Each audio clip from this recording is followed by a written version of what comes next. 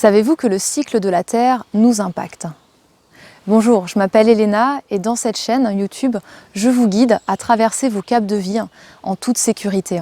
Vous savez, c'est toutes ces étapes qui engendrent des changements qui sont souvent déstabilisants ou effrayants.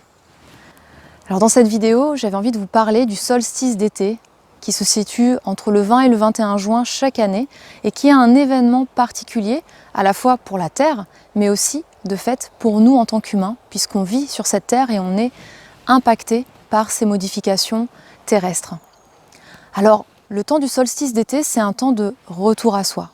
Vraiment de retour à soi, en son centre, à qui nous sommes, à ce qu'on a envie d'accomplir, de mettre en œuvre, et puis aussi à regarder ce que nous avons déjà réalisé dans notre vie, et à nous remercier pour cela. Alors tout simplement, comment faire pour accompagner ce temps très fort? Le solstice d'été, c'est l'apogée. Vous voyez, vous imaginez une montagne russe, on monte, et en fait le solstice d'été, il est en haut de la colline avant de redescendre. Donc c'est vraiment ce moment de l'apogée où la puissance de la Terre, elle est au maximum. Et donc on peut aussi nous contacter notre propre puissance à son maximum. Cette apogée, elle est très liée au soleil, aux énergies solaires et donc au feu.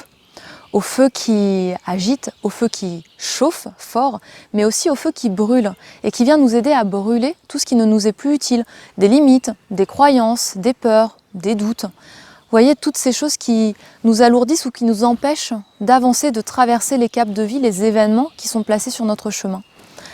Alors, comment faire? Accompagner. Juste, ayez des temps de reconnexion à vous, où vous vous déposez en silence, vous allez marcher pour être avec vous et accompagner. Laissez faire la Terre. Ces énergies vous brassent et c'est normal. Et parfois, il y a juste à être là et à attendre. Et vous pouvez aussi vous connecter à l'eau, soit en marchant près d'un ruisseau, d'une rivière, mais aussi en prenant plus le temps d'être conscient quand vous prenez votre douche ou vous lavez les mains, parce que l'eau va venir compenser la chaleur solaire du feu. Et d'ailleurs, si vous avez envie d'aller plus loin sur ce thème du feu, et notamment sur la colère, parce que la colère peut revenir et immerger de l'intérieur de notre corps très fort en ce moment, je vous invite à aller consulter la vidéo de Dorian Vallée à ce sujet sur comment gérer sa colère.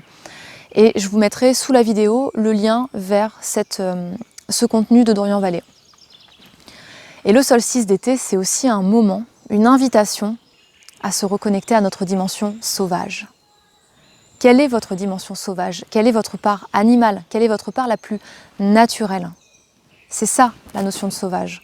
C'est pas au titre de la violence, de la sauvagerie, non, c'est vraiment dans qu'est-ce qui est animal, qu'est-ce qui est instinctif, spontané chez vous. Et de connecter ça et de le laisser s'exprimer. Alors pour cela, par exemple, vous pourriez vous dire, tiens, à l'occasion du solstice d'été, je m'accorde une journée pour passer du temps en forêt, à marcher, ou aller me déposer avec un livre dans un endroit, un parc par exemple. Ou ça peut aussi être carrément vous dire, allez, je pars en week-end et je vais camper dans un environnement naturel pour me déconnecter de l'agitation de la ville si vous vivez en ville, ou tout simplement aussi de votre quotidien. Et retrouver cette reliance à la nature pour pouvoir contacter ce qu'il y a de plus naturel, sauvage, instinctif chez vous, pour apprendre à vous laisser traverser par le vivant. Ça, c'est la deuxième chose. Et enfin, toute fête de la roue de l'année, d'après la sagesse celtique, c'est toujours des temps de célébration. Des temps où on honore à la fois la terre, la nature, où on la remercie de nous apporter tout ce qu'elle nous apporte, mais aussi des moments où on va prendre soin de soi, se féliciter et se célébrer. C'est important également.